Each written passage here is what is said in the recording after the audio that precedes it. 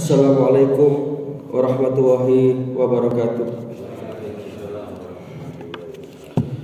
Alhamdulillah, alhamdulillahi hamdan katsiran tayyiban mubarakan fih kama yuhibbu rabbuna wa yarda. Asyhadu an la ilaha illallah wahdahu la syarikalah wa asyhadu anna Muhammadan abduhu wa rasuluh la nabiyya ba'dah. Allahumma shalli wa sallim wa barik ala nabiyyina Muhammadin wa ala alihi wa sahbihi ajma'in. Amma ba'du, subhanaka la ilma lana illa ma 'allamtana innaka antal alimul hakim. Rabbi shrah li sadri wa yassir li amri wahlul 'uqdatam min lisani yafqahu qawli. Allahumma inna nas'aluka ilman nafi'a wa rizqan thayyiban wa amalan mutaqabbala. Asbahna ala fitratil Islam wa ala kalimatil ikhlas wa ala dini nabiyyina Muhammadin sallallahu alaihi wasallam wa ala millati abina Ibrahim hanifan muslima wa ma kana minal musyrikin. Bapak Ibu hadirin jamaah salat subuh rahimakumullah. Kita lanjutkan pelajaran kita Kitab Al-Kabair yang pada pagi hari ini kita sampai pada Al-Kabiratu As-Saniyata wal Arba'un, dosa besar yang ke-42, yakni at-tasmi'u 'alan nasi wa ma yusirrun, menguping-uping rahasia orang lain. Bahasa anak muda sekarang kenapa niku? Kepo. Jadi kita dilarang untuk selalu ingin mengetahui urusan-urusan orang lain, sehingga nanti kalau yang kita dengar itu keberhasilan, mungkin nanti akan muncul rasa iri dan dengki. Kalau yang kita dengarkan itu kesusahan, mungkin akan kita merasa puas. Nah ini akhirnya akan hilang kasih sayang di antara sesama muslim. Padahal Rasulullah SAW di dalam satu hadis beliau menyatakan la tadkhulul jannata hatta tu'minu. Kamu tidak bakal masuk ke dalam surga sebelum kamu betul-betul punya iman yang mantap. Hatta tu'minu wala tu'minu hatta tahabbu, kata Rasulullah. Dan kamu belum dikatakan mempunyai satu keimanan yang mantap sebelum ada rasa kasih sayang di antara kamu, terutama di antara sesama muslim. Awala adullukum ala syai'in au ala amrin idza fa'altumuhu tahabbtum. Maukah engkau aku tunjukkan satu perbuatan, satu amalan yang apabila ini engkau biasakan, engkau tradisikan di kalangan kamu, maka Allah Ta'ala itu akan memunculkan rasa kasih satu di antara kalian. Rasulullah memberikan resep itu. Maukah kamu aku tunjukkan itu? Ketika ditanya seperti itu, sahabat tentu menjawab, mau ya Rasulullah. Kemudian Nabi memberikan satu resep, apa itu? Afsus salam bainakum. Tebarkanlah salam di antara kamu. Ini kan ajaran kasih sayang. Bukan malah kita saling berprasangka satu sama yang lain, kita saling membenci satu sama yang lain. Karena kebencian itu apalagi iri hati, dengki itu akan menjadi halakatud din, pencukur agama. Nabi mengatakan daba ilaikum daul umami qablakum al-hasad wal baghdha. Tahukah kamu apa yang menjadi sebab rusaknya, hancurnya umat-umat terdahulu?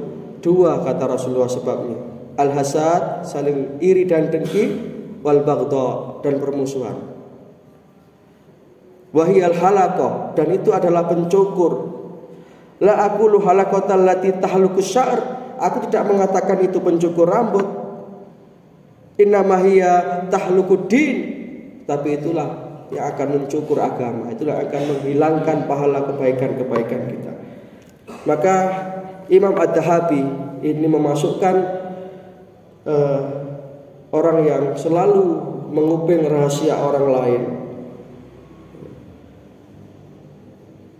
tajassus, mencari-cari kesalahan orang lain.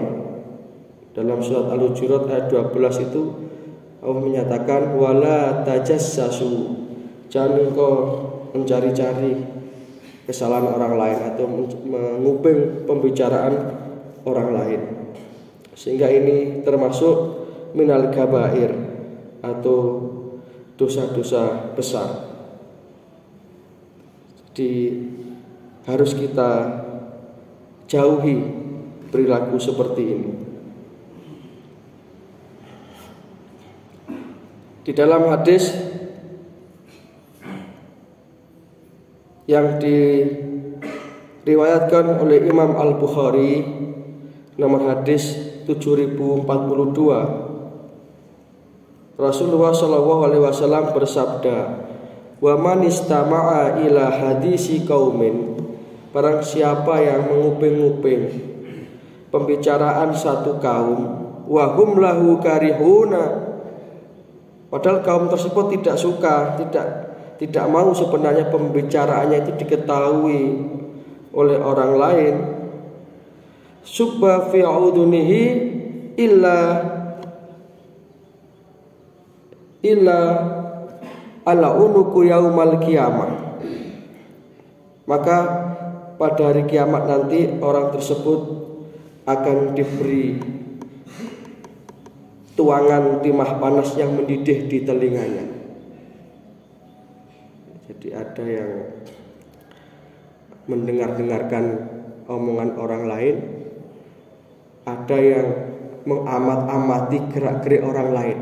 Jadi ada yang menggunakan mata, ada yang menggunakan telinga. Ini dilarang. Ya tentu hal seperti ini tidak berlaku umum.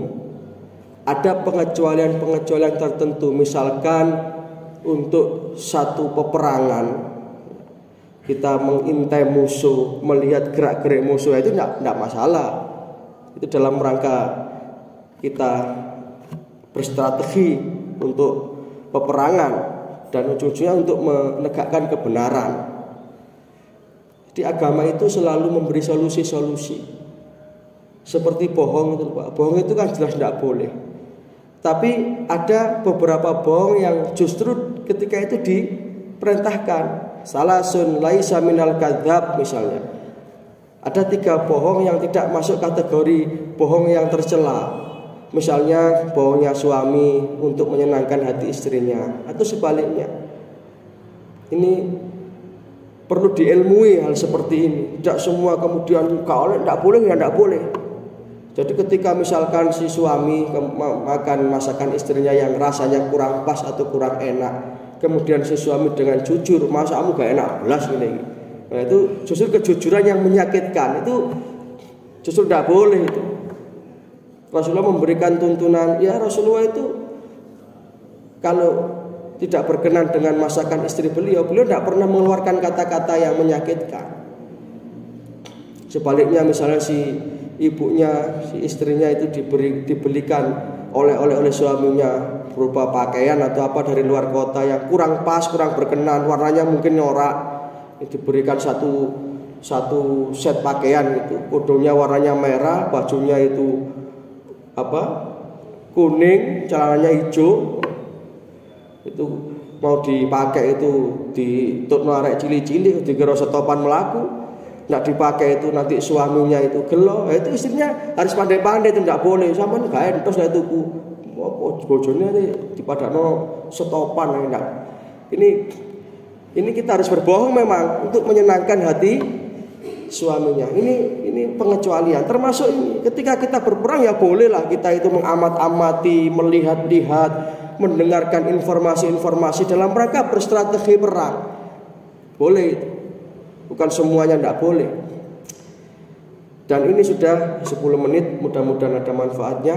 Mudah-mudahan kita senantiasa mendapatkan taufik dan hidayah, amal ilmu rezeki yang barokah. Dan yang paling penting kita memungkasi kehidupan kita di dunia ini dengan tetap membawa iman Islam husnul khatimah. Dan kita termasuk orang-orang yang dijauhkan oleh Allah Subhanahu wa taala dari al-kabair atau dosa-dosa besar. Demikian para jamaah rahimakumullah, ada kurang lebihnya mohon maaf. Nasrun minallah wa fathun qarib wa basyiril mu'minin. Subhanaka wa humma wa bihamdika asyhadu an la ilaha illa anta astaghfiruka wa atubu ilaik. Assalamualaikum warahmatullahi wabarakatuh. Innallaha wa malaikatahu yusholluna